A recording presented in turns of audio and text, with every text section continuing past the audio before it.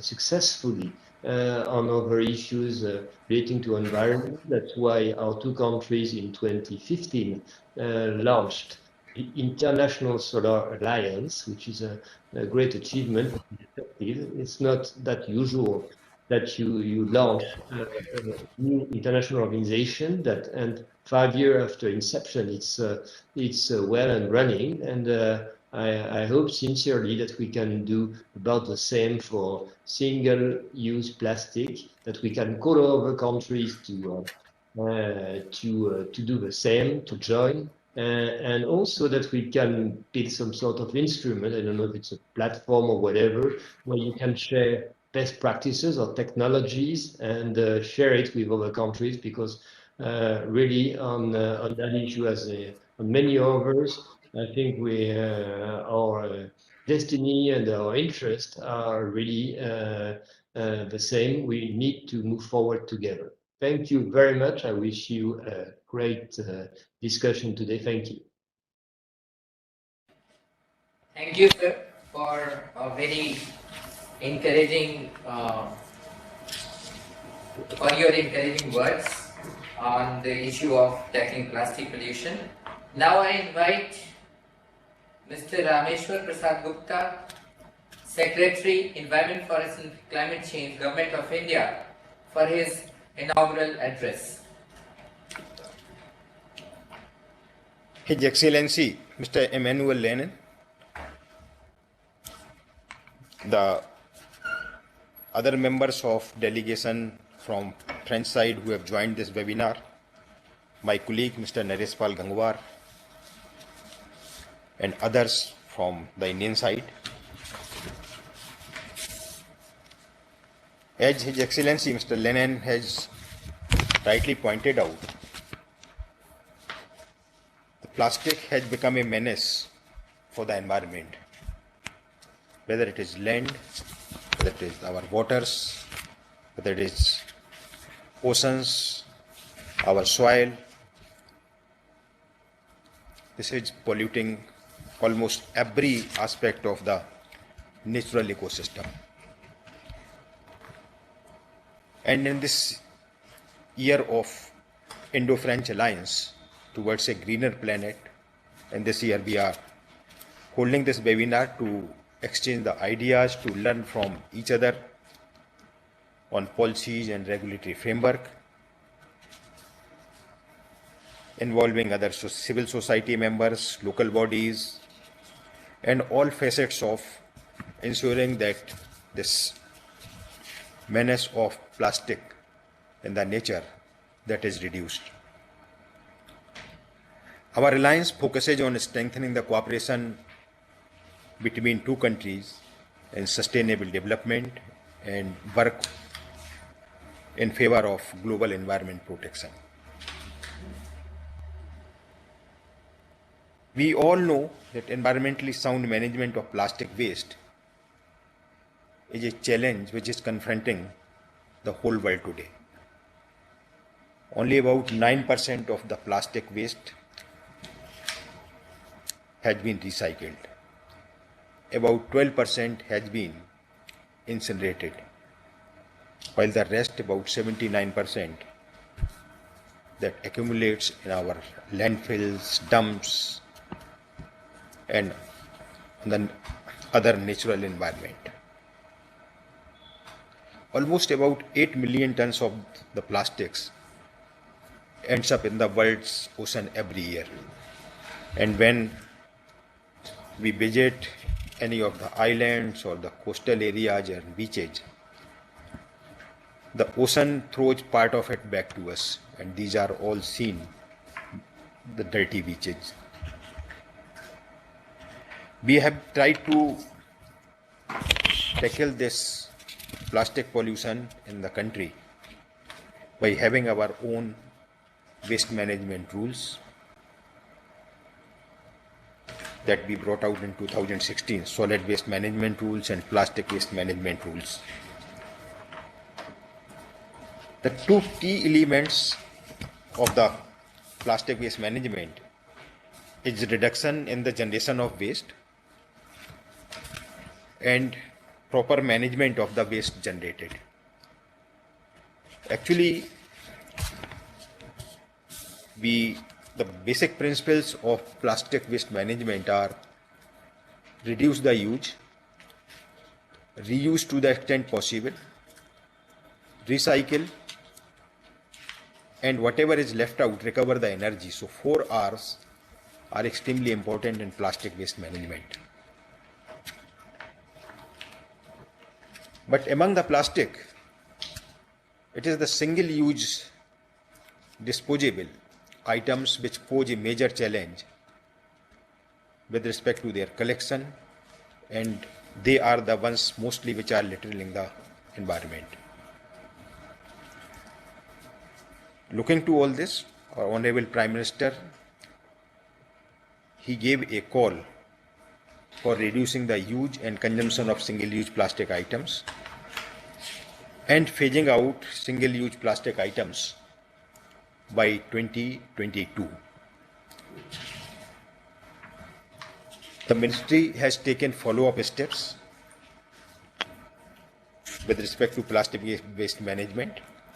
As per the call given by Honorable Prime Minister, we have already brought out the amendments to plastic waste management rules in August 2021 this year, and prohibited use of certain single-use items which have low utility and very high littering potential. We have also permitted the use of recycled plastic in packaging of food material. But this permission does not mean that any food package can use any recycled plastic. The proper norms and standards for these would be developed by the Food Safety and Standard Authority of India. We have also been working in the country with our private sector and Ministry of MSME to encourage the transition from single-use plastic items to the alternative material and alternate produce which are biodegradable and serve the same purpose. On the front of recycling the plastic waste, we have taken several measures, and latest one being the regulations which we have just brought out on extended producer responsibility for ensuring the reuse, recycling, use of recycled plastic in the packaging, and end-of-life disposal. There are many new features in these regulations which we have added. However, whatever be the regulations, it is the implementation and proper framework which is extremely important. It is also very important to learn from the experience of other countries, be it their policy and regulatory framework, be it the availability of alternative materials, what is the mechanism for tackling plastic pollution through the urban local bodies, local self-governance institutions, the role of civil society, our youth, the awareness campaign, and also monitoring marine litter. So I am sure this webinar, with its exchange of ideas, will help in both the countries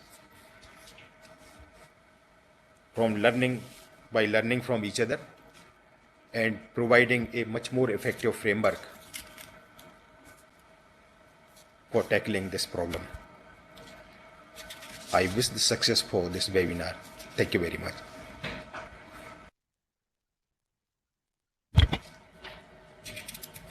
Now Now, we move on to the panel discussion on uniting actions and creating a momentum to eliminate plastic pollution. As part of this panel discussion, we have distinguished speakers, both from Indian and French side, and it has been kept under 4 themes. And at the end of this panel discussion, we will have the questions and answers from the participants and the panelists. So,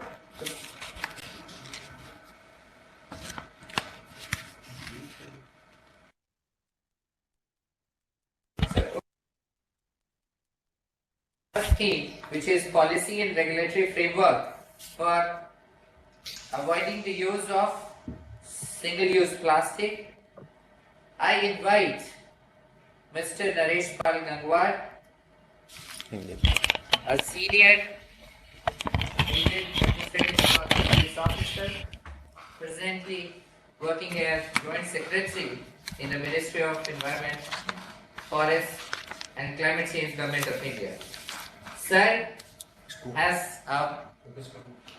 has got a long experience on working on various policy matters, and right now he is handling the policy issues related to plastic waste management and tackling of the pollution due to single-use plastics. Also, he is deeply involved in framing policies on improving the air quality in the country, in the formulation of the National Clean Air Program, and as well as its implementation. Sir is also involved in sustainable management of chemicals and waste management policies and the policies related to circular economy. With this, I invite Sir to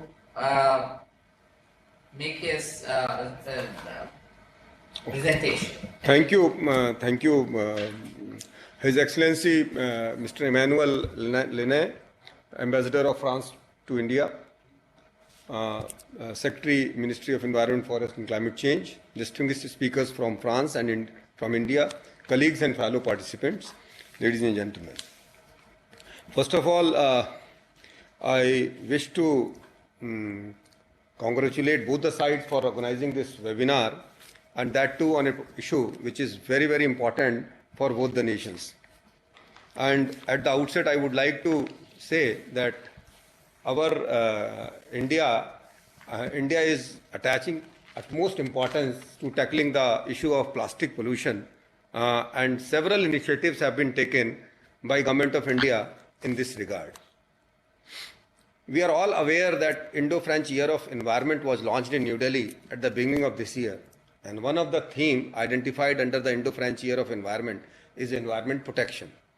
And tackling plastic pollution is a global environment challenge.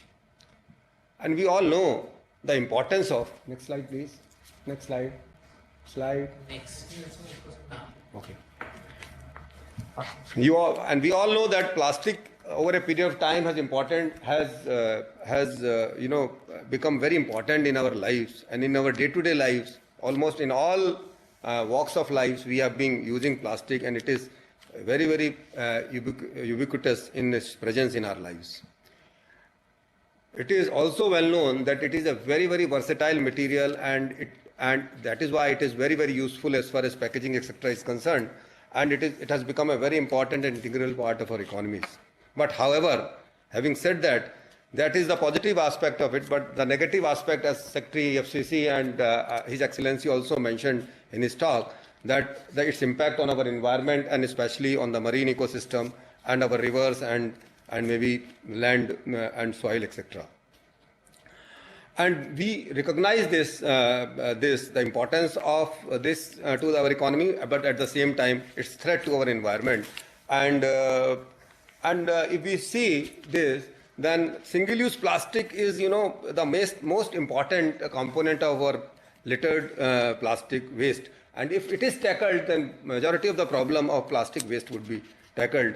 And keeping you with the importance of this tackling of the single-use plastic menace and its impact on the marine ecosystem, in fourth United Nations Environment Assembly held in 2019, India piloted a resolution on addressing single-use plastic product pollution, and this resolution was passed by UNIA, and this calls for for voluntary action and regulatory measures by the partner states.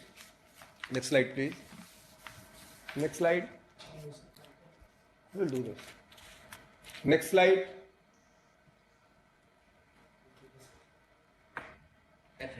कौन कर रहा है?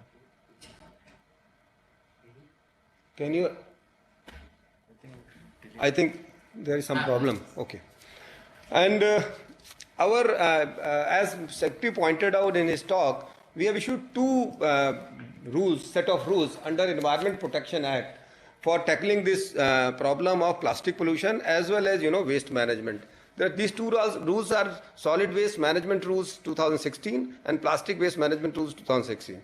These are the two rules which provide regulatory and statutory framework for managing plastic waste as well as solid waste. And these rules are basically based on the principle of 6 R's, that is reduce, reuse, recycle, recover, redesign and remanufacture, and also principles of circular economy. There are two basic pillars of our plastic waste management rule. One is, segregation of waste at the source and collection by local bodies and disposal of the waste in environmentally sound manner by the local bodies and its agencies. And the second most important feature is extended producer responsibility for producer, importers and brand owners. These are the two basic pillars of our plastic waste management rules. That is collection and segregation, collection and disposal by local bodies, and extended producer responsibility on the producers and importers and brand owners of the plastic packaging material. Next slide, please. Next slide. Okay. And recognizing the need to minimize plastic waste generation and to reduce impact of littered plastic, Government of India committed to phase out single-use plastic by 2020-22. And several occasions our Honorable Prime Minister has reiterated this commitment since last 2018. This year also, on the occasion of 15th August, that is Independence Day, the Prime Minister has reiterated the commitment of nation to phase out single-use plastics items by 2022. And we have taken a multi-pronged approach for phasing out single-use plastic item and tackling the plastic waste pollution issue, and which basically comprises of providing requisite policy and regulatory framework, strengthening of institutional mechanism at national, state and local government levels, plan for management of littered single-use plastic items, effective enforcement of ban of use of identified single-use plastic item, augmentation of plastic waste management infrastructure, and then development of promotion of alternatives and promoting innovations, data collection and monitoring mechanism, awareness generation and capacity building, eliminating single-use plastic items in public government institutions. And we are basically focusing on building a national movement and around this issue of eliminating single-use plastic item and tackling the plastic waste, plastic pollution issue at the national level, at the state level, and as well as the ULB level. Recently, next slide, please. Next slide, please. Recently, Government of India has carried out an amendment in plastic waste management rule on 12th August 2021, and certain identified single-use plastic items will be banned with effect from 2022. And this ban includes, banning of certain cutlery items which are single-use and which are and collection of these items is very, very difficult. And also the thickness of plastic carry bags has increased from 75 micron to 75 micron from 30th September this year, and 120 micron from 31st December 2022. So, and this will basically eliminate majority of those plastic single-use plastic item and ban majority of those single-use plastics items in case which are very difficult to collect and where their recycling and collection is very, very difficult. So these items will be banned with effect from December 2022. Next, please. Next slide. Oh, okay. Okay. And as I told you that the second important pillar of our plastic waste management rule is extended producer responsibility, and that basically casts a responsibility on the producers for collection as well as environmentally collection as well as disposal of collected plastic waste in environmentally sound manner. So we have issued a comprehensive notification, draft notification recently for streamlining the entire process of EPR and improving its implementation by the agencies. So this draft regulation primarily focuses on principles of 3 R's, that is reuse. So we are mandating the plastic packaging users, that is brand owners, importers and producers, to reuse the packaging items, especially the rigid packaging ones. And then we are also mandating a certain percentage of the plastic waste to be recycled. So recycling targets are also being fixed, and at the same time, the recycled content has also to be as per the mandate. So all 3 aspects are being taken care of, and then end of the life disposal is also included. So this particular notification draft is out, and we are going for public consultation, and very soon we will be issuing after this public consultation final draft notification for EPR implementation will be issued. And this also talks about the single uniform online platform for implementation and the monitoring of this entire program. So once this is put in place, the EPR implementation in India will improve, and the compliances will improve tremendously. Apart from that, yesterday, Honorable Prime Minister, I think in few days back, Honorable Prime Minister announced the Swachh Bharat Mission Part 2. That has got an allocation of 141,000 crores for improving waste management infrastructure, and especially for legacy waste management in the country. And this is going to be implemented over a period of next 5 years. Ministry of Micro, Small and Medium Enterprises has also taken up steps to encourage transition from single-use plastic items to alternate materials. And we have also constituted a committee to find out and develop alternative products to the single-use plastic items. So gradually, as the alternative products are developed, more items of single-use plastics will be considered for elimination. And Department of Petrochemicals and have made provisions for ongoing plastic parks scheme to support plastic recycling industry. Ministry of Environment and Forest and Climate Change is making coordinated efforts with participation of all stakeholders for elimination of single-use plastic items. And I also would like to inform that as India is a federal country, so the implementation of these rules is basically with the state governments and with urban local bodies. So we have asked state governments to form task force for implementing plastic waste management rules and implementing the ban on the single-use plastics items at a state level. They are asked to form a task force under the chairmanship of Chief Secretary, and at the district level and the municipal corporation levels, similar task force are being formed, and all the state governments as well as all the ministries of national government are making their action plans for eliminating as well as tackling this problem of plastic pollution in their respective domains. And at the national level, a national task force under the chairmanship of Secretary Environment, Forest and Climate Change has been formed to make it to monitor the entire movement and also take measures to further strengthen the movement against the plastic pollution. And that is all from my side. I look forward to hear from the fellow participant on their experience and expertise on the plastic waste management. Thank you. Thank you very much. Thank you very much, sir, for this detailed presentation and your valuable inputs.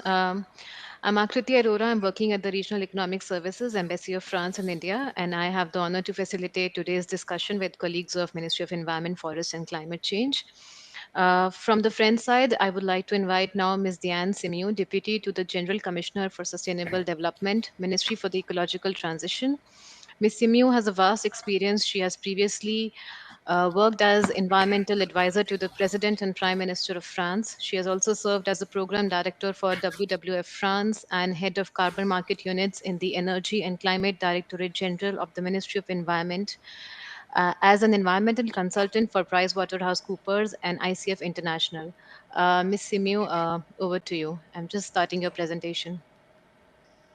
Thank you very much for this introduction, and thank you very much to our Indian colleagues for sharing their where they are. And I was very happy to hear about the regulation that is being adopted and implemented in India. Some of our so I'd like to share some of our experience in tackling plastics pollution. I've been working on this issue for 5 years now, and I found that there is a tremendous acceleration of action in this domain due to the pressures from the consumers, the citizens, and also the businesses accelerating, and also governments, both local governments and national governments are really working hard to respond to this to the expectations of citizens and consumers. So very briefly, where we are now. So where we are today is we have 2.2 million tons of plastic packaging that are put on the market each year, and the average recycling rate of plastic packaging per household is only 27%. And so this puts us in a not very good position at a European level compared to our European colleagues, because the tradition in France was not very advanced in this respect. So we're really working hard at trying to. I don't know if you can see the slides. Maybe I'll try sharing them. I did. I am not sure if everyone can see it. I don't know if you can see my screen. Okay. It works now. Thank you. Okay, perfect. So, so this is where I was. Here's where we are today. Not very good. Where we want to be tomorrow. And see, so these are the objectives that were set by the Anti-Waste and Circular Economy Law, which Emmanuel Lenin talked about earlier. So we have defined targets, both the short-term targets and long-term targets. So our short-term target by 2025 is that we're aiming for a 20% reduction of single-use plastic packaging. We're aiming for 100% recycled plastic packaging, and that's definitely a very ambitious target to be reached. And zero plastic in the sea. That's really, as our ambassador mentioned, a major priority in preserving marine ecosystems. And so we have a very strong action in this respect. And our long-term target by 2040 is to completely phase out single-use plastic packaging.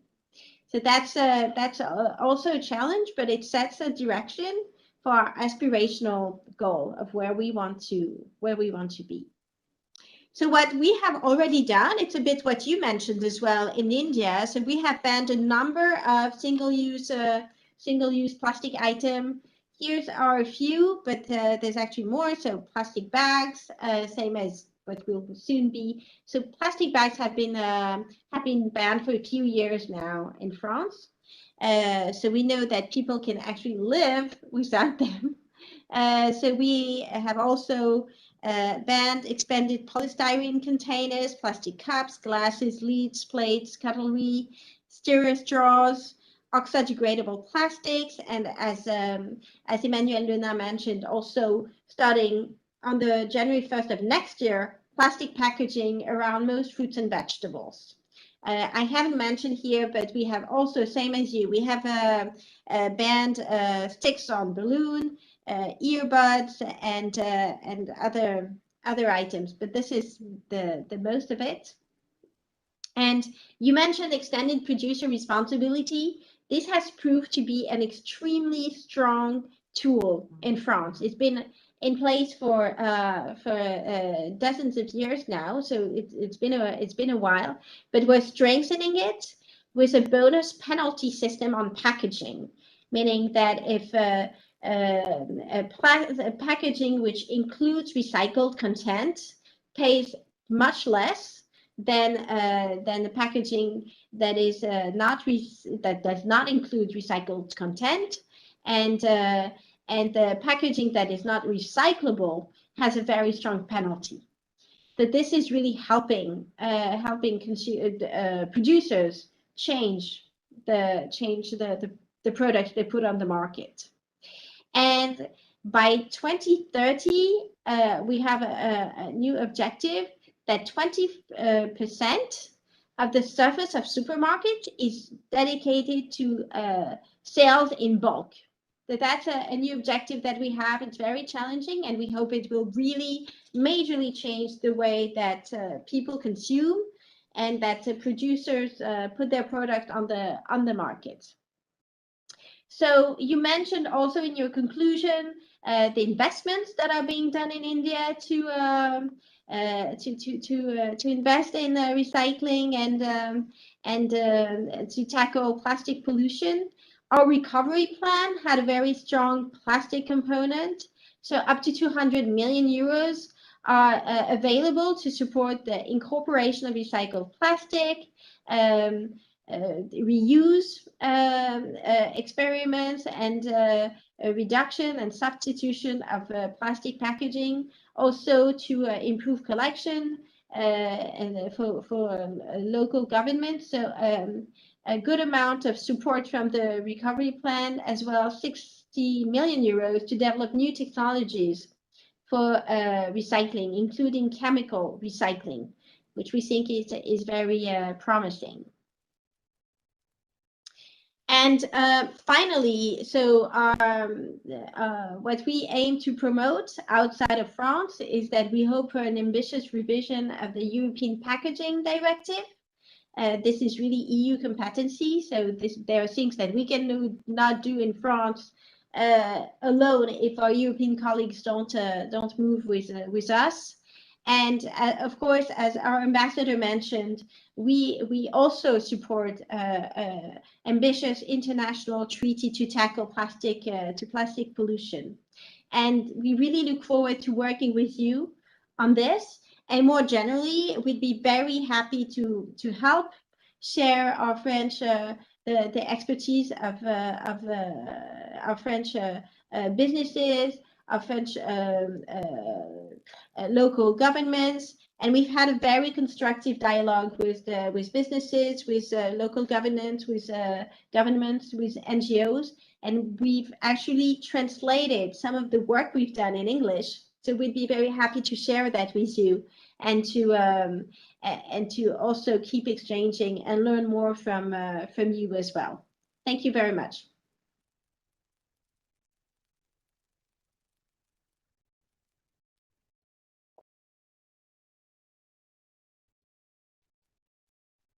Presentation about the policies and the regulatory framework of the French government to tackle the plastic pollution.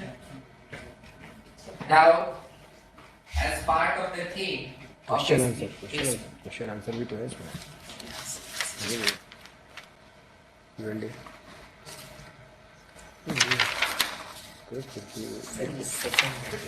Okay, second के बाद. Okay, all right. So, as part of the theme of experience sharing of urban local bodies, local self-government, and the initiative taken by such institutions in effective tackling of the plastic waste, we have with us Mr. Ashish Singh, District Magistrate Ujjain, who had been earlier the Municipal Commissioner of Indore, and as Municipal Commissioner of Indore, he is credited with making the Indore city as the most cleanest city in the country under the cleanliness evaluation known as Swachhata Sarvekshon in one of the recent years.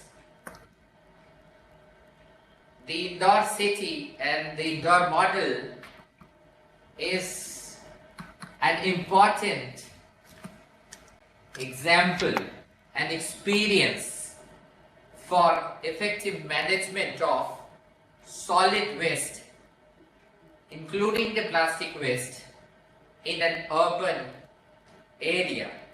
Now I invite Mr. Ashish Singh to share his experiences, which would help us understand and propagate such ideas in tackling of the plastic pollution in an effective manner. Thank you. Ashish is around? Ashish, Ashish, is he connected? Yes, sir, he's connected.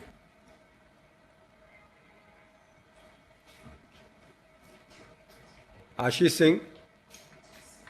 Sir, he is connected with some technical issue at their side. I think वो आशीष सिंह ही दिख रहा है सामने. We can see you, Ashish.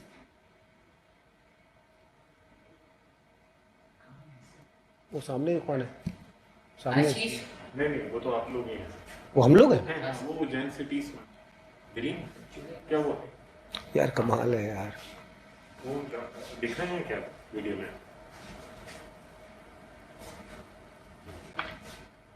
कमाल है यार. वहाँ से उज्जैन से ही ज्वाइन कर पड़े. सर, हम फ्रंट साइड पे चले जाते हैं। I think there is some. so now I request Ms. Akriti to invite the distinguished panelist from the French side, and because of some technical issue, District Magistrate in Ujjain, Mr. Ashish Singh, is not able to connect. Hopefully, in the meantime, we will be able to connect to him. So I request Ms. Akriti to invite the French speaker on this theme for the intervention. Thank you. Thank you, sir. From the French side, I would like to invite Mr. Francois Crockett, Director General, City of Paris. Mr. Crockett was the Ambassador for Human Rights, Ministry of Europe and Foreign Affairs. He has held several important positions in countries like South Africa, Moscow, North America, Montreal, and London. He was also a very important part in the COP21 negotiations. May I now invite you, Mr. Crockett, for your address. Over to you, sir. Thank you very much. Can you hear me? Yes, very clear. Good, excellent. Good morning from Paris to everyone, and thank you very much for inviting me to speak in this very useful meeting. I'm now currently running the Ecological and Transition and Resilience Department inside City Hall in Paris.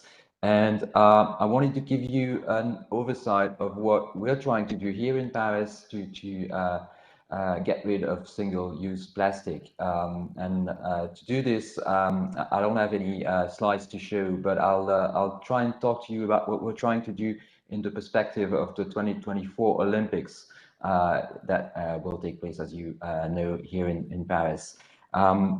Indeed, we believe cities can make a difference in fighting climate change and promoting bold environment policies.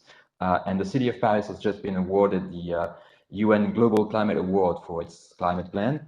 And it will make the case during the COP26 in Glasgow for strong commitments from governments to tackle climate change. And we're trying to lead by example on climate change and on pollution and environment issues as well.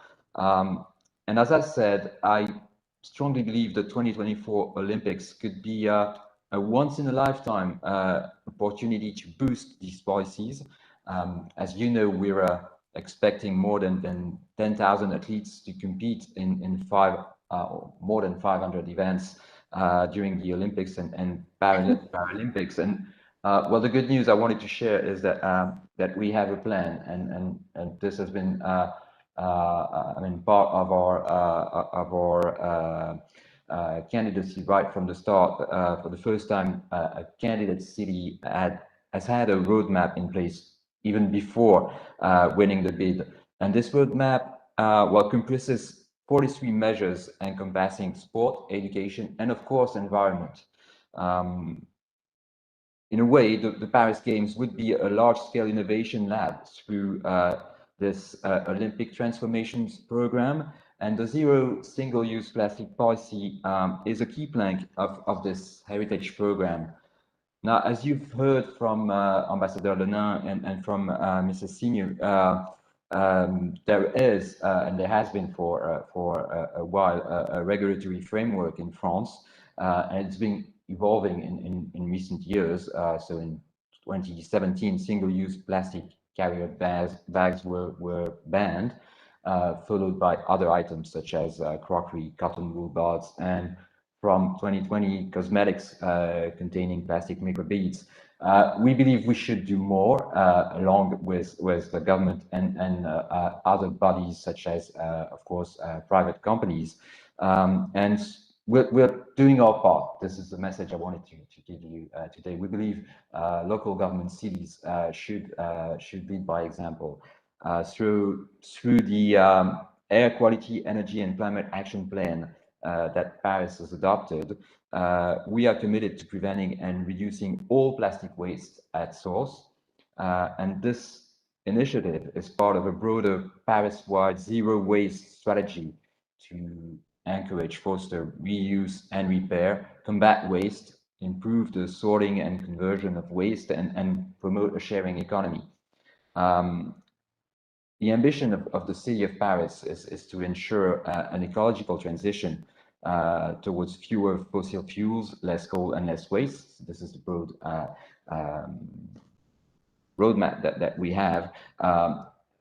But the single-use plastic policy, I believe, is a good case of how we can lead by example. We're trying to achieve this zero single-use plastic policy by immediately planning a framework together with the national government, as has been said, to get rid of single-use plastic in Paris. We've started in 2019 to hold annual conferences on replacing single-use plastic in Paris, and we've been doing this even through the COVID crisis. And of course, this can be done only in partnership with large and small retailers, as well as manufacturers, in order to build a future free from single-use plastic, and develop alternatives that are eco-friendly in terms of packaging, in terms of getting a network of collection points in place for reuse, in terms of developing sale in bulk as well. What we've already achieved is the ban of single-use plastic within the public service and at events in Paris ever since 2020. It will be extended to other facilities in the city, such as nurseries, canteens, museums, but also cultural and sports facilities. In the run-up to the Olympics, we're hoping to get a plastic, single-use plastic-free marathon next year in Paris, and this is another example. So we've already banned, as I said, the use of plastic straws and disposable crockery in schools, for instance, and in municipal canteens. Same for the use of plastic single-use containers in the restaurant industry, and of course this has been made even more difficult by the COVID crisis. But we believe we should keep on working on this with our partners in the industry. So as you can see, this is quite an ambitious plan, and we're hoping to get there by 2024, which is basically tomorrow. But we believe that the Olympics would be a way to help us get there. Now, of course, you may say this is all very well, but try and explain this to the IOC and their major sponsors, say Coca-Cola, for instance. You know, this would be a no-brainer. You can't have a Coke without a plastic bottle. But yes, yes, you can. We're promoting this Paris-wide water fountains network that we believe would be an alternative to plastic bottles.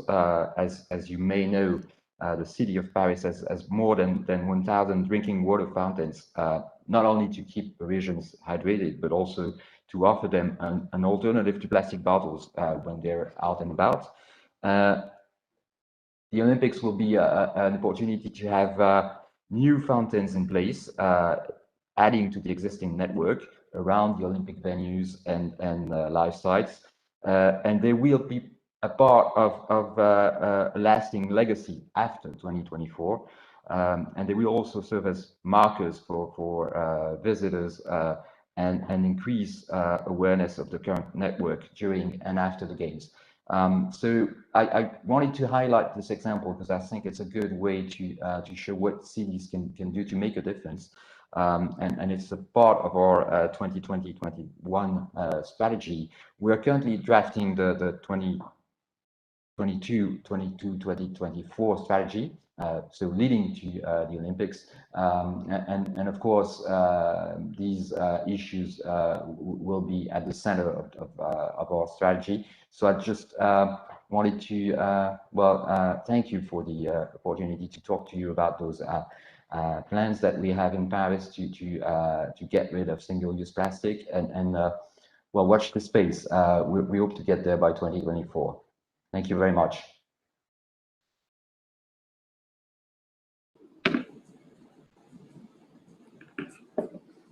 Okay वो recycle होगा ये क्या यही दबाना पड़ेगा unmute वाला अब क्यों आ गया yes, thank you sir for your words, for very encouraging words, and definitely the experiences of the city of Paris as well as the various measures taken would help not only the cities over there, but to serve as a guiding framework for cities here in India also to take up important lines from there and work on it and see how we are going to become more effective in tackling plastic pollution. So now again we have with us Mr. Ashish Singh, who is an officer of the Indian Administrative Service. I am presently posted as District Magistrate with Jan, as I have already introduced him, and because we are not well in time, I would request all the speakers to just be in to keep themselves in time in their presentation. I invite Mr. Ashish Singh for his intervention. Thank you.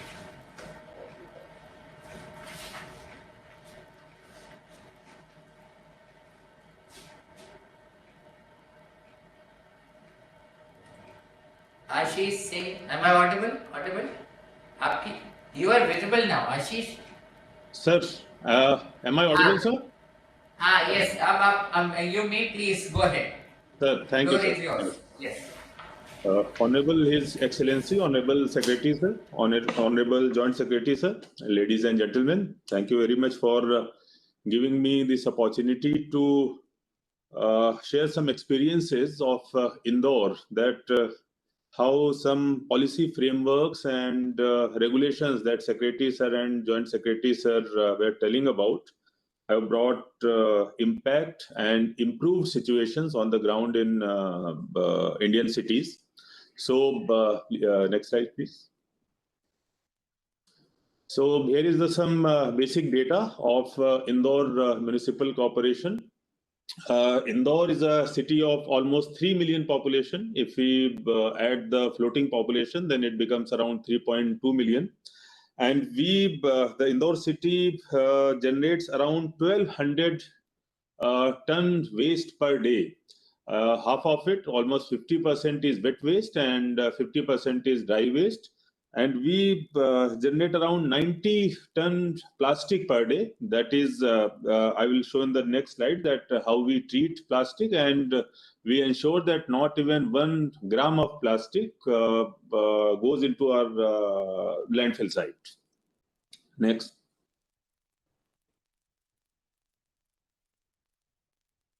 So, as you can see in the picture that prior to 2016, when Swachh Bharat mission was launched, the situation of Indore was just like any city in India or in third world.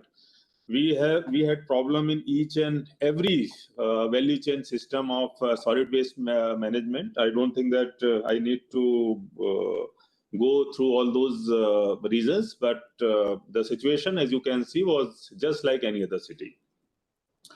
So my predecessor in 2016, after the launch of Swachh Bharat mission, started working on two-pronged strategies to help Indore become #1 city, the cleanest city of India.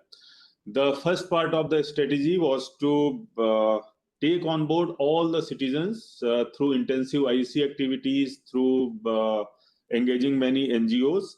And parallelly, we focused upon creating very robust and very modern infrastructure through which solid waste management can be done scientifically. And for that, we focused upon door-to-door collection, building new transfer stations, compost plants.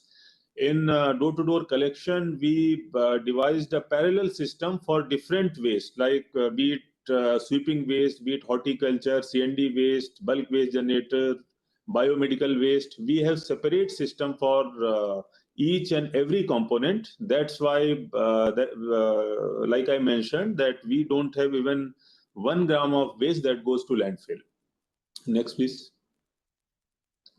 So first, I will try to explain that how we planned and became the I think the first city that processed its 100% waste. For this, we created a very state-of-the-art processing facility. There are some salient features of this facility, like we created this facility on PPP basis. So it is very viable and sustainable model for us, that we did not have to spend any even 1 penny for that. We hired an agency, and that came, and they invested around 30 CR rupees in this plant.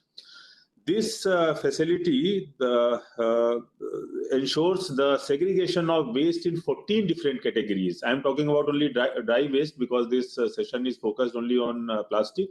So 14 different categories we get from the waste when the process is complete.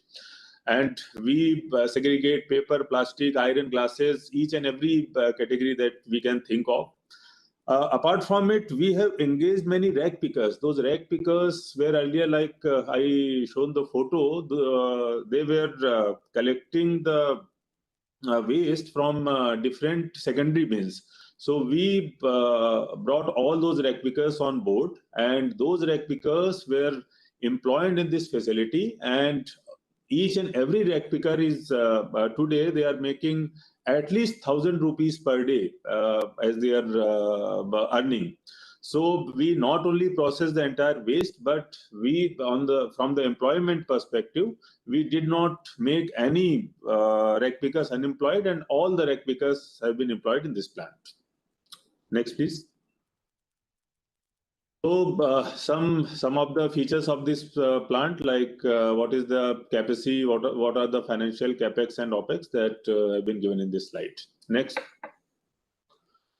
So after we were convinced that now we can process each and every gram of plastic or dry waste that we generate, we focused upon the 3R, as Secretary Sir and JS Sir mentioned, like reduce, reuse and recycle aspect of the solid waste management.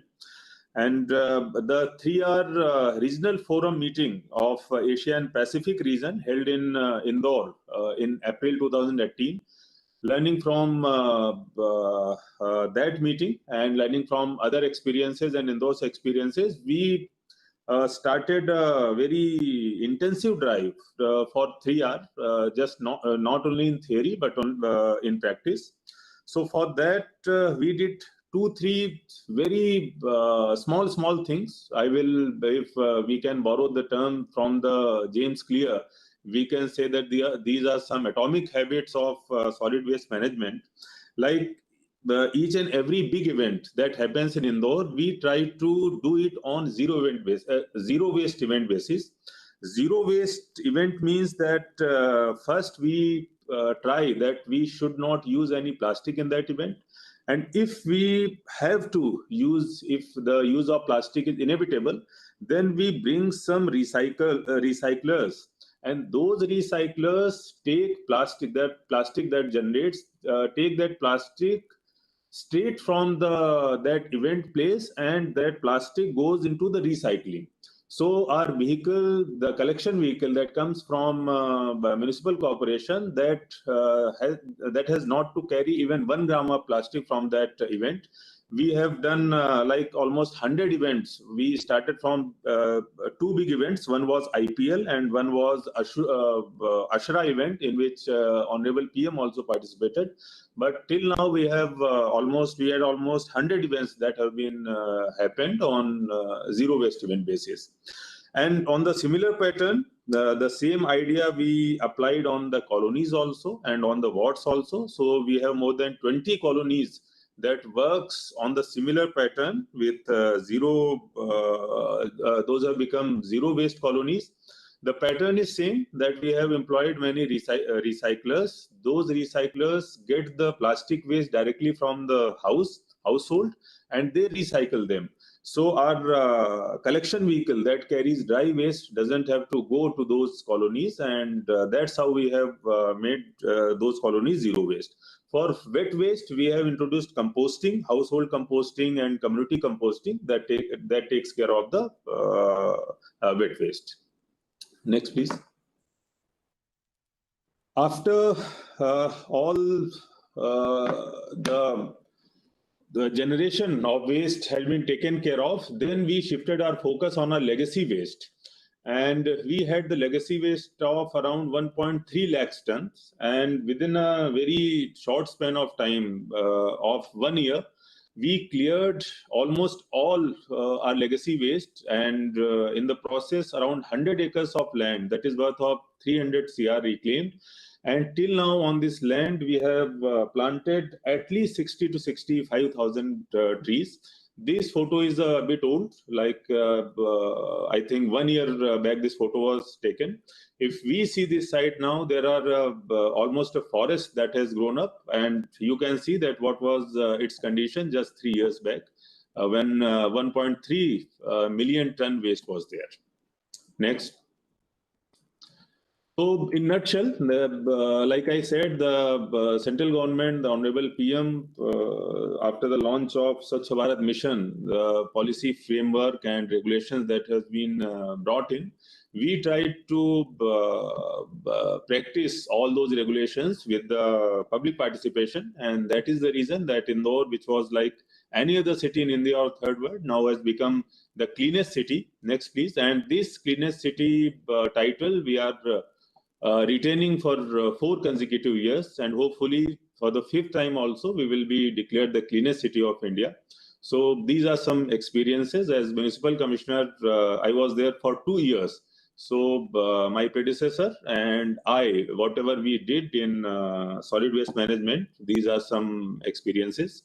And I think as we saw that not only Indian city, but other cities can learn something from Indore, and definitely all other cities of India, they come and visit Indore, and many things they have learned from Indore. That's why not only Indore, but each and every city of Madhya Pradesh has improved a lot in last 5 years. Thank you. Thank you very much, sir, for this very detailed and inspiring presentation. Now we would be moving on to our next session. We would be skipping the break in terms of the time we are running late. So we are moving on the session on the role of civil society. I would like to invite Ms. Melanie Grignon, Task Team Leader, French Development Agency, for her presentation. Ms. Melanie has a long-term experience in the deployment of water, sanitation, and waste management projects. Previously, she was working at Veolia, which is one of the largest water and waste management companies. Ms. Melanie, over to you. I'm trying to share. Do you see my presentation? Yes, can you make it full screen? We can see the Yeah, presentation. I'm trying to. Is that okay? No, it's still working. I think it's okay, but we can see, but it's not in the full screen mode. Oh, so do you want to try from your side? Because on my side it's working, so I don't know. I think we can go ahead with this. Okay.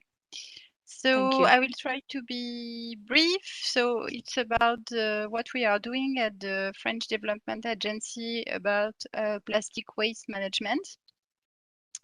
So we can say that there is today 3 million people that depend on marine coastal biodiversity. That today you have also 8 million metric tons of plastic discharge in the oceans. That 80% of those plastic come from lands. So that means that one of the main issue is to tackle the management of plastic on land. And with the rapid growth of the population and urbanization, the problems is coming more and more important. So this is briefly what is happening and what will happen in 2050. So you see that for South Asia, we are planning an important growth of solid waste and particularly of plastic. This is also one data, the collection rate. So you see what is the collection rate in South Asia, and you see that is even not at 50%, which can explain a lot the plastic pollution. It is said that as average human consume 5 grams of microplastic per week. So it's not only a problem of pollution of the environment, but also a problem of health. So as I was saying, the most important thing is trying to reduce the plastic consumption in lands, to improve the solid and plastic waste management in lands, and to raise awareness about the risk of plastic and also of microplastic, because at the end it's going to the fish and so on. Some AFD intervention briefly. So here are some principles of our intervention. It means that every time that we are dealing with the topic of waste and plastic, we start with a solid diagnosis.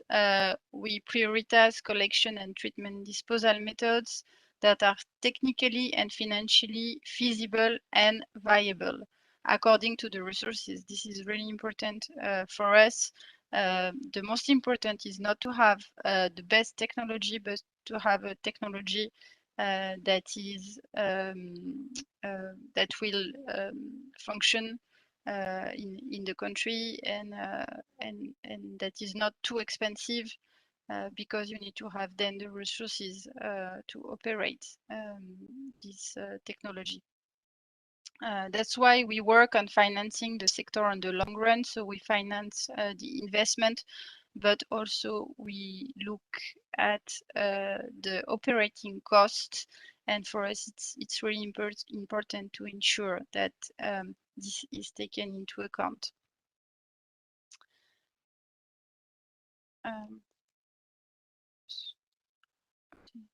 Sorry. Excuse me, I have an issue. I think the ministry is displaying it from their end, the presentation, because it was not full screen. So they will be Okay. changing the slides. for you. Okay. Okay, so Sorry for the interruption. Yeah, okay, no problem. So could you go to the next slide? Okay, thank you. So for the plastic and waste management, today in India, AFD is launching a digital innovation challenge. So the idea is to foster sustainability, innovation, and trying to leverage digital and IT tool. The goal is to select 10 projects and to give to this project and the funder 1 year of coaching through an incubator. And this challenge would be, the aim of this challenge would be to tackle plastic waste in India. So perhaps you can go to the next slide.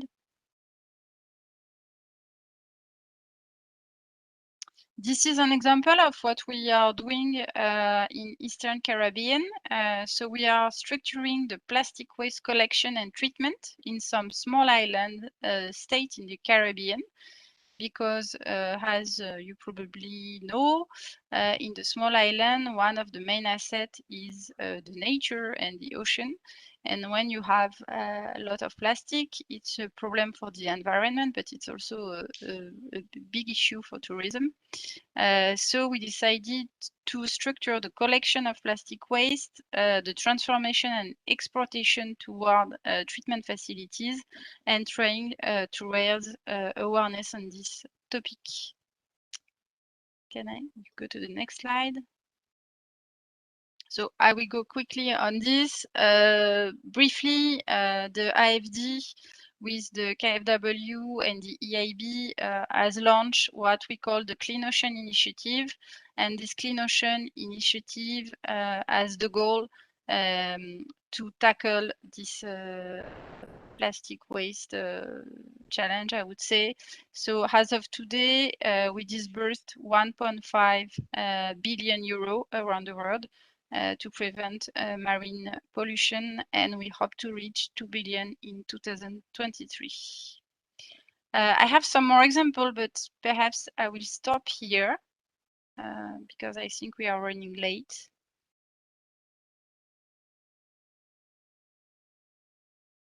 I propose to stop here if it's okay for you.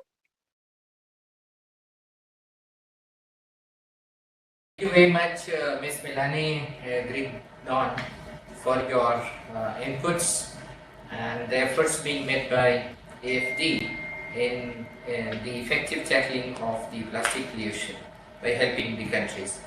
Now I invite Mr. Afroj Shah for the intervention, but before he comes in, I would like to mention that Mr. Afroj Shah, the name is synonymous with the world's largest beach cleaner project undertaken by him in Mumbai. Mr. Afroj Shah was awarded the Champion of the Earth Award by the United Nations Environment Programme in recognition of his work for leading the cleanup of Mumbai's Versova Beach. I request Mr. Afroj Shah for his intervention. Thank you. Good afternoon, everybody. I'm audible? Yes, please go ahead. Good afternoon, everybody from the Indian side and the French side. What a beautiful sight to see two great nations of democracy collaborating on a problem of plastic waste. You know, as somebody who's worked on constitutional law and with the citizens here at the ground, my heart goes out. It's a great initiative, and we must continue more of this journey together. The nations who have stood the test of times. Now, coming back to the topic of plastic waste, first of all, I must preface my conversation with three important aspects. One, we have to preface it with that we are too many on this planet. You know, we are 7 billion of us. Am I audible? Can you hear me? Yes, you are audible, very loud and clear.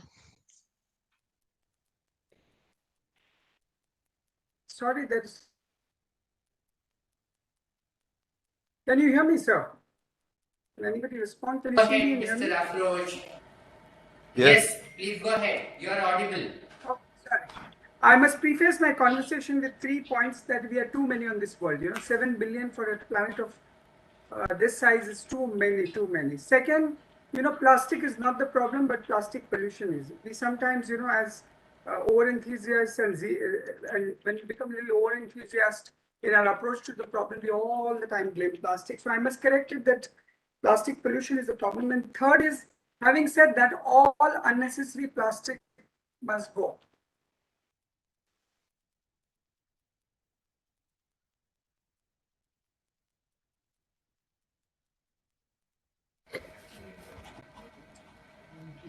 Can you hear me?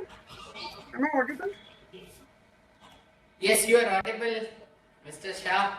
Please go ahead. I'm losing in between. Sorry, there seems to be some technical glitch on my side, I guess. Now, having said that, plastic waste management has its own peculiar characteristic.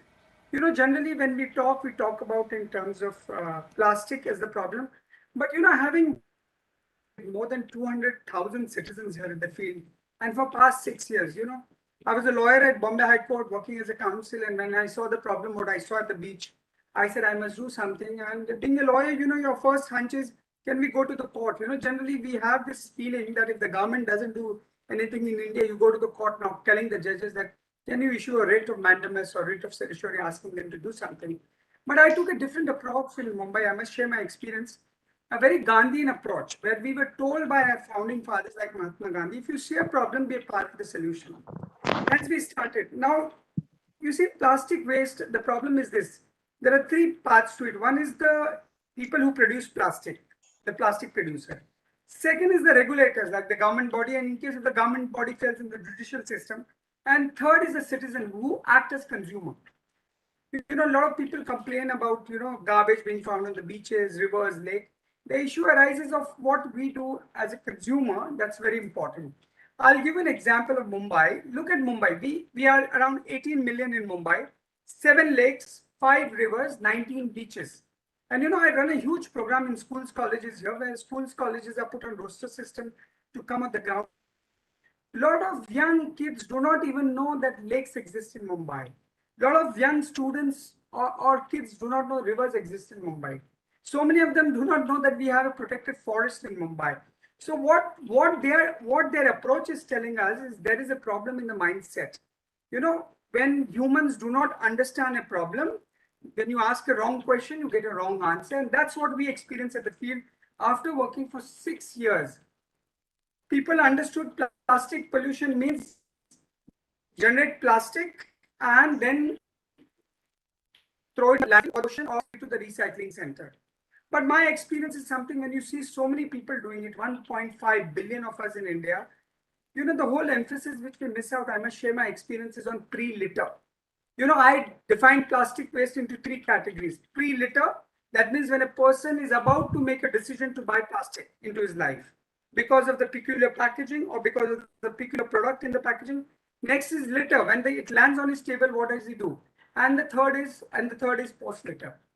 Our experience of 6 years at the ground from working from 2015 is this, that there are most of our approaches, our narrative is to handle post-litter. Litter has been generated. If it's lying in your dustbin, number 1, or if it's gone to the landfill, or it's gone to the river, lake, and ocean. In my case, in Mumbai, it had gone into the ocean, lakes, and rivers here, which are full of plastic. Now, this aspect of pre-litter, which is closely connected to how a human being responds in the end. Why should you go and buy it? I'll give you one small example. In India, we drink a lot of milk, make teas here. A lot of poor people's source of protein and vitamin is milk. We get these milk pouches, milk pouches of half a liter, 250 grams.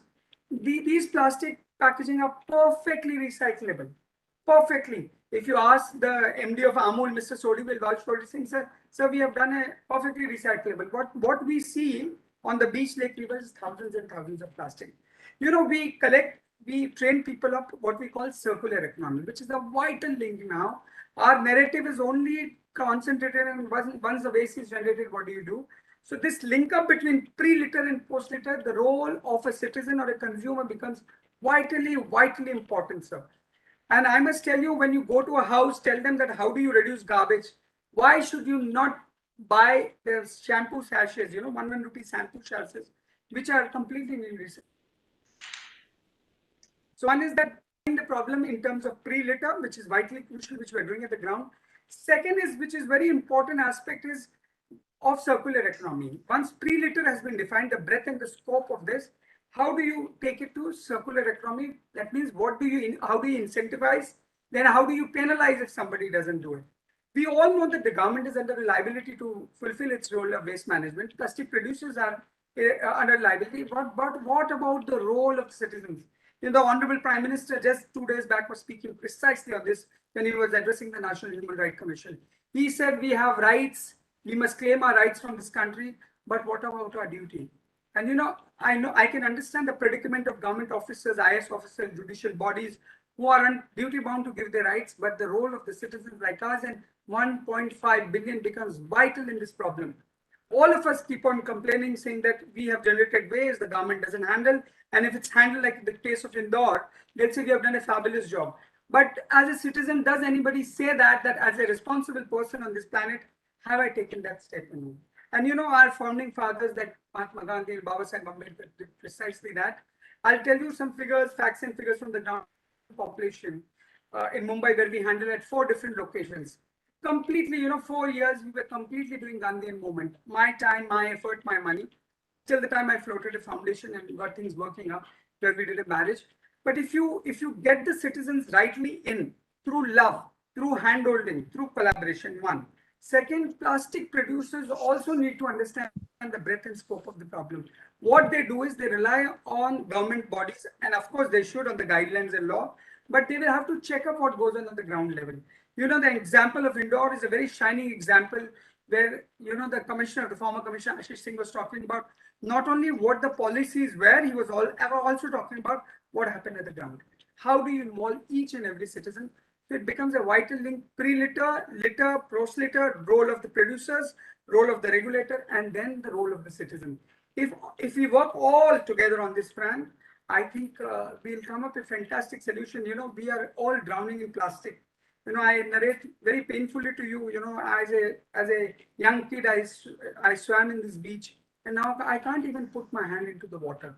It is full of plastic. It is full of liquid sewage. And similarly, the lakes and rivers in Mumbai. Now, the one thing is,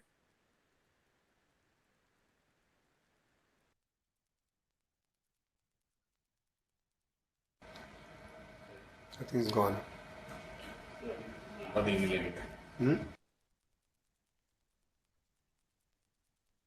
Khan River had a big problem, and now surprisingly, when we cleaned, I still remember the Associate Advocate General, then Mr. Bhargava, who came to help us. And hopefully, once we see more of this collaboration between citizens and the government bodies and the regulators and the plastic producers, hopefully we'll see a clean beach, clean ocean, clean river. And the vital important thing, we must know that we wear dual hat. If I'm a lawyer, I'm a citizen. If I'm a government servant, I'm a citizen. And this dual hat, we must know to shuffle. A judge also wears a dual hat. He's a judge when he's sitting there. And hopefully we will come out of this. Human race have fought brilliantly in the past with a lot of problems. Hopefully we'll come out of, our oceans, lakes, rivers should not drown.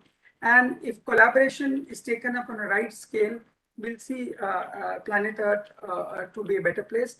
And this is precisely the reason, because young people, adults like you and me hold this as an intergenerational equity for them. We are not supposed to enjoy the planet and leave in a bad mess. It is for them we must carry, we hold it in a trust, and we must come forward, all of us, to help us.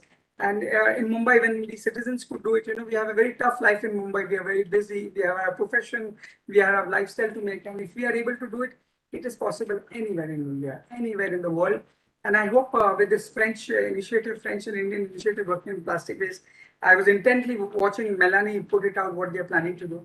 Thank you, Melanie, for taking this beautiful initiative. And thank you, Ambassador Emmanuel Lenin and Mr. Rameshwar Prasad Gupta. Hopefully, we'll all work together for a better, cleaner ocean, cleaner planet. Thank you. Thank you very much. Thank you very much, Mr. Shah, for sharing these insight, everyday experiences, and your inspiring remarks, reminding all of us what we can do as individuals together. I would now request Satyendra sir to please invite our next speaker. Thank you. And as part of the panel discussion today, we have the fourth session or fourth topic of the monitoring marine litter.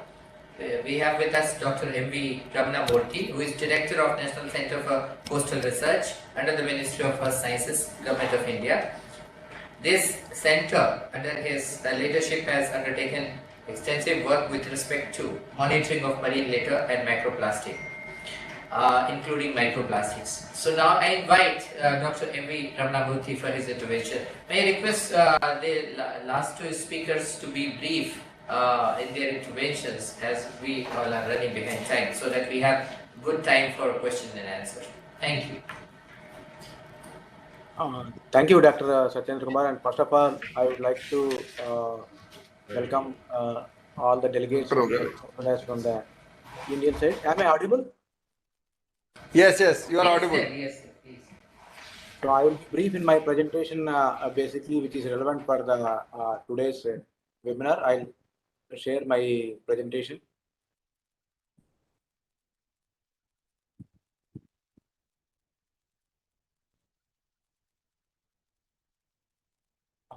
Hope my presentation is visible.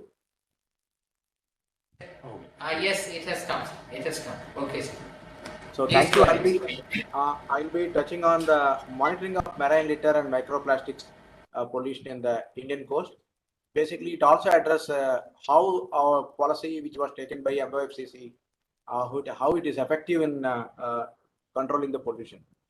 Actually, this National Center for Coastal Research, which is part of Ministry of Earth Sciences, we work closely with the Ministry of Environment, Forest and Climate Change to provide a scientific information related to the ocean.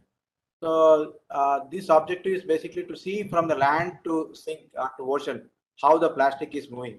As a part of South Asian Cooperation for Environmental Program, we have made a marine litter action plan for the South Asian region, but this is at the broader level.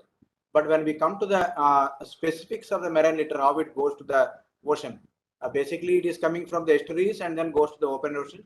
And also tourist places are one of the important area where we can have a lot of marine litter which is coming into the coastal areas. When we look at research which has been done on that, basically research is information which is provided to the Indian coast. We have a marine litter in the sediment, water, biota, and salt pans. But if you see the distribution of marine particles on the sediment, it is having a higher concentration, but on the water, we have lesser concentration. And biota, of course, it goes into the marine organisms and goes and into the accumulates into the biota. Of course, many places in the salt pan also we have a microplastic. When we see the composition, mostly the 56% comes from the various parts of the sources, but majority of the 16% comes only from the estuaries and rivers which are draining into the ocean. That's how landfill management and then some of the policies what we take it on the land-based resource that will reduce the entry of plastic into the rivers and then finally onto the coast. So with this objective, we just started generating a data. Now MOF has already started the marine policy. If you want to really evaluate how it is functioning, this kind of information will be useful for the system. So we start tracking from the source to sink, beaches, rivers, lagoons, mangroves, and nearshore areas, and also interaction of the marine plastic with the biota and particle modeling. This is very important how it goes further.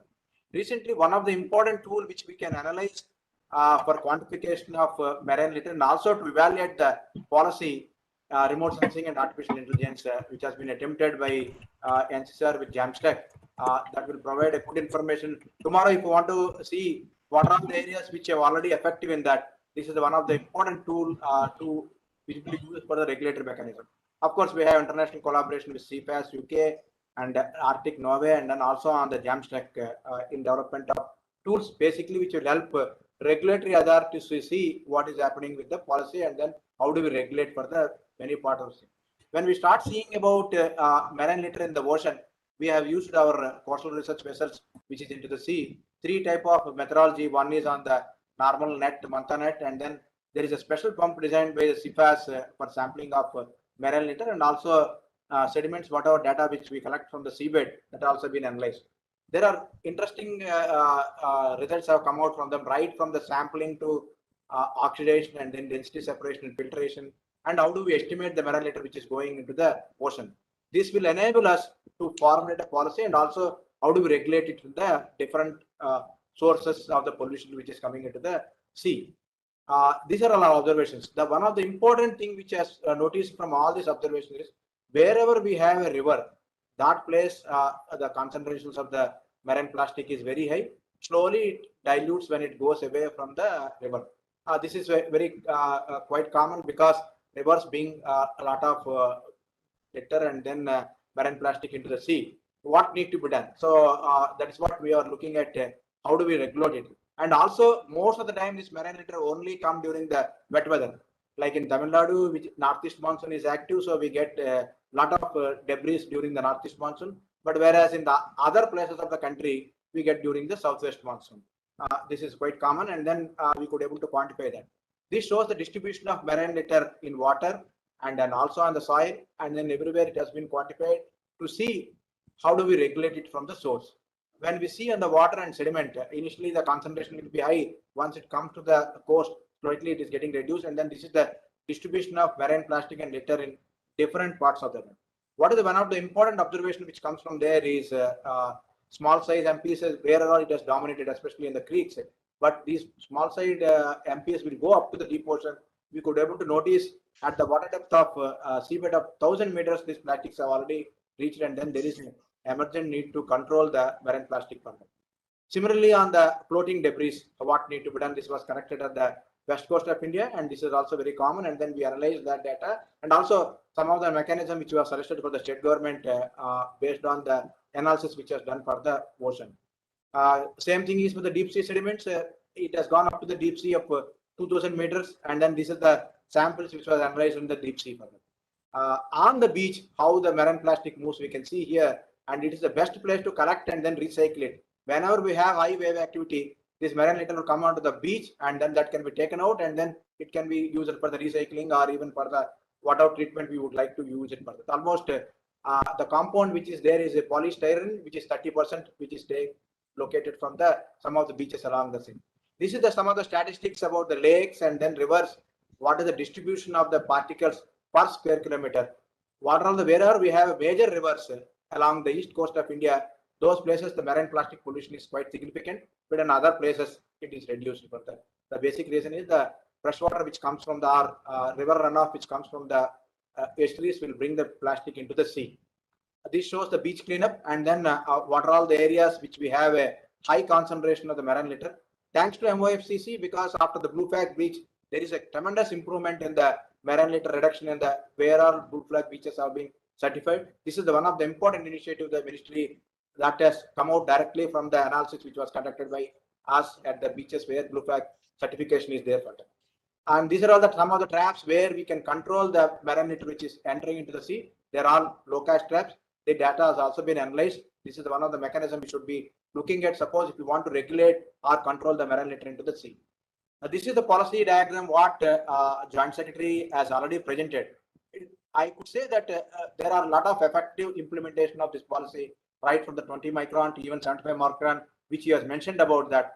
This is going to definitely reduce the marine litter along the Indian coast. I think our French colleagues have told that 20% is what has been French has aimed that, but India is aiming a little bit more than that ambitious plan, and then we are confident that I think we'll succeed with this present legislation which has been made by MOFCC.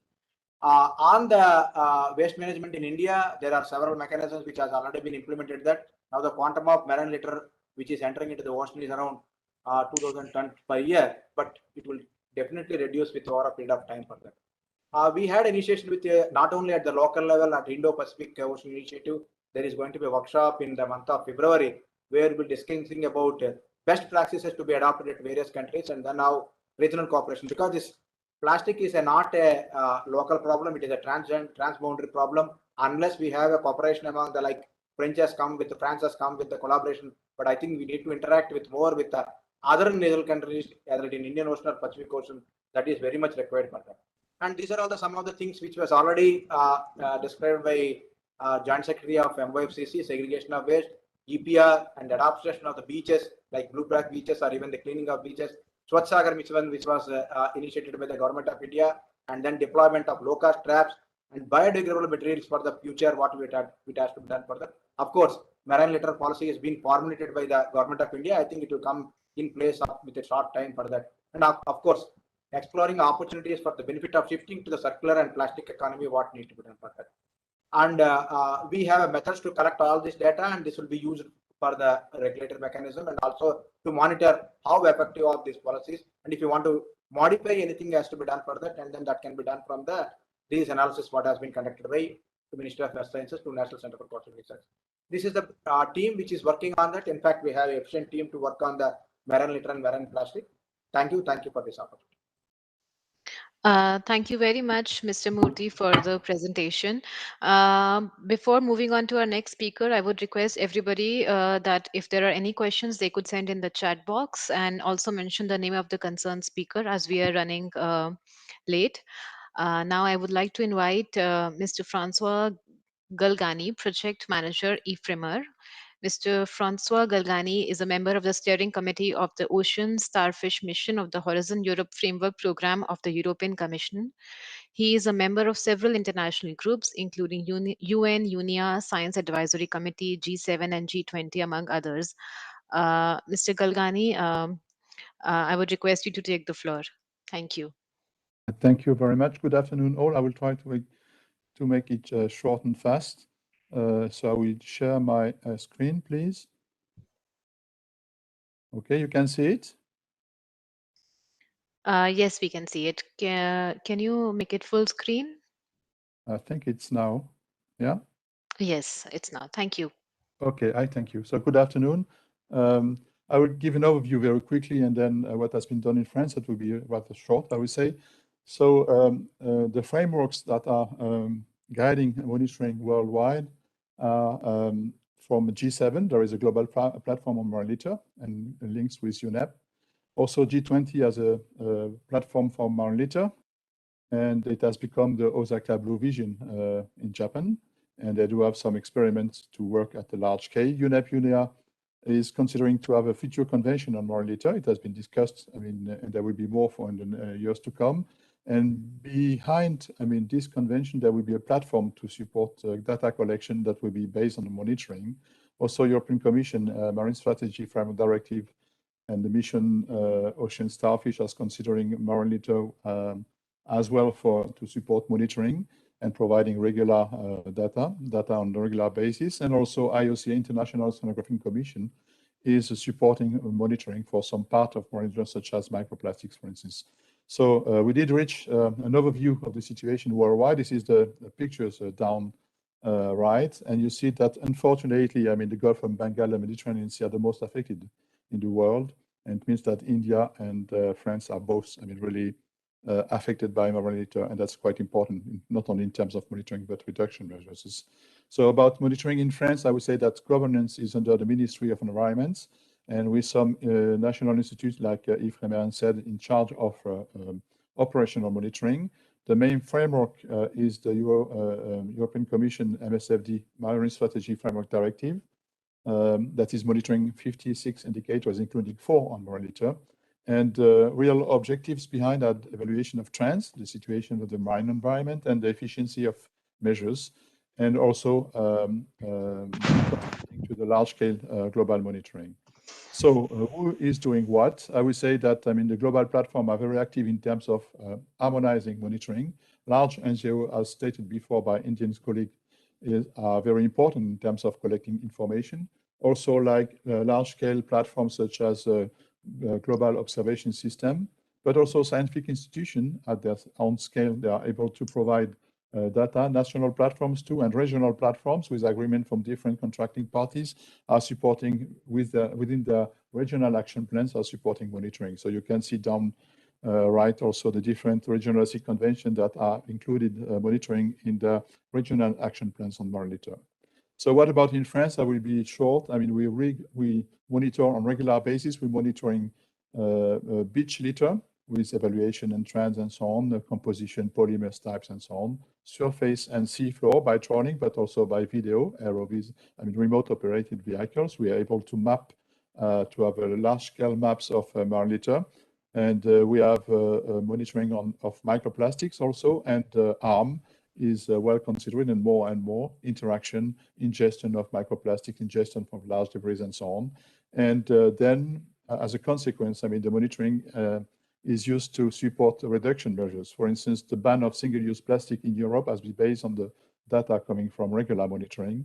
We do support tertiary treatments. I mean, the European Commission did announce 2 weeks ago that they will rule on microplastics abatement in the wastewater treatment plants, recycling with new materials and so on. There is a lot of research, and then naturally education and information. It's about 50 laboratories in France that are involved in monitoring and research on marine litter. Then where are the challenge? I would say that water treatment is an important one. As stated by my colleague, the previous talk on the future of monitoring in India, we do have the same kind of concerns. New approaches, drone satellites and so on. Automatization is quite important because we are working at large scale in the ocean. Harmonization of data, new materials. I mean, the idea behind is to reach full recyclability of plastics, so that any plastics in the environment will get some value, I would say.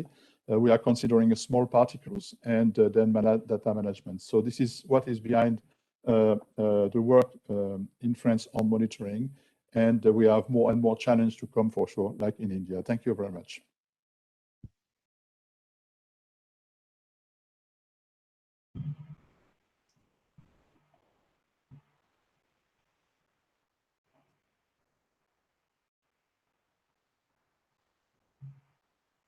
Thank you, Mr. Galgani, for the presentation. May I now invite our next speaker, Dr. Mark Luca, Senior Oceanographer, CLS Group. Mr. Luca has extensive experience and is dedicated to provide meta-ocean services to the offshore energy industry, where he set up the operational services delivery system. He has also overseen and participated in many industry-funded projects focused on the use and interpretation of combined satellite in situ and model data. Dr. Luca, the floor is yours. Okay, thank you very much. Can you hear me clearly? Yes, we can hear you. Okay, perfect. I'm just going to share my screen. I have,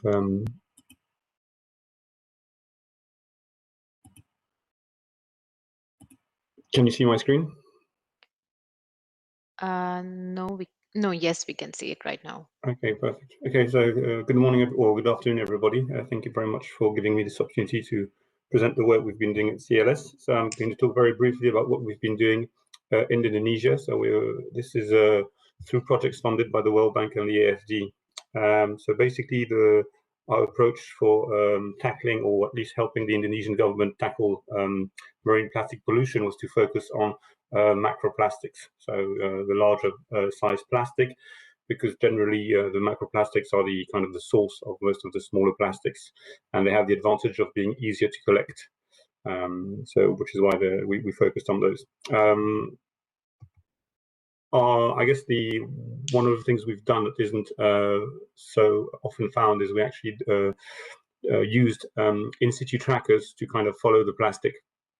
So as you can see on this slide, there's a range of different trackers which are available, and we use them to basically follow the movement of plastic by tagging plastics, or by just like letting the trackers drift. So basically, we have the trackers have a GPS, a modem, 3 months to 1 year of autonomy, and generally we set them to have one position now. So this allows us to kind of understand where the plastic is going, and then we combine the tracker information with drift modeling, so particle modeling simulations, in order to better understand how the plastic behaves at sea. And the idea being obviously to kind of identify accumulation areas. So these can be used for collection in a kind of a circular economy model. And the advantage of kind of combining the modeling with the in situ is that you can kind of investigate seasonality, so how the behavior of the plastic changes during the seasons, if you have monsoon and that kind of stuff. And also the drift particle modeling enables us to kind of increase the kind of variety of the plastic studied. So basically the idea being that plastic respond differently to wind and wave, depending on their buoyancy, their exposure, etc. A big part of the project was also to kind of create an interface which could be used by the Indonesian KPP to enable their staff to investigate themselves the issue of marine plastic pollution. And so this is so basically it takes the form of a web platform, and on this web platform the Indonesian staff can kind of follow the tracker data, import metocean data to try and understand what's happening, and also operate the drift model, so in simulations similar to what I've shown you earlier. This is just a very brief overview of the results. We investigated the 4 rivers, which are the principal sources of pollutions, so throughout the year. And this is an example for I think the river of Solo. And you can see basically, so in color you have where the trackers went, and in it's like in white you can see the particles from the drift model. Which kind of basically shows you that the extent of the area where the plastic is likely to go at a given time of year. So thank you very much for giving me this opportunity to very briefly present this, and obviously if you have any questions, don't hesitate. Thank you very much. Thank you very much, Dr. Mark Lucas, for your presentation. And though we had kept a question and answer session, but as we are running much behind the schedule, I request all the participants who have questions to share it to both the French Embassy as well as the Ministry of Environment through email. And I apologize for that, for not going ahead with the formal question and answer session. I hope you will understand it. And with this, now at the end, I invite Ms. Marion Vellot, Counselor for Sustainable Development, Regional Economic Services, Embassy of France, for presenting the vote of thanks. Thank you. Thank you very much. Dear speakers, participants and officials from the Indian and French ministries, it's been very motivating to see such a wide gathering today for this Indo-French webinar on tackling plastic pollution. I'd like to thank all the participants for joining today. Your presence shows the will to fight this vulnerability. Honorable speakers, thank you for enlightening us by sharing your experiences, ideas, and knowledge with us. Today's discussions offer great inspiration to the development efforts of our countries together and our growing cooperation. We are really thankful to MOE-FCC for their support, cooperation, and for this excellent joint initiative under the Indo-French Year of the Environment. As plastic is a long-term survivor in our environment, it is creating a drive for innovation and collaboration to address this concern. I am sure these discussions will pave the way for our learnings and coordinated efforts, as well as broader community engagement to tackle the plastic pollution. We really look forward to our future engagements, and with these words, once again, I thank you all for joining today. Thank you, Mario, and thank you everyone from the ministry and all the participants. Thank you very much. Thank you. Thank you.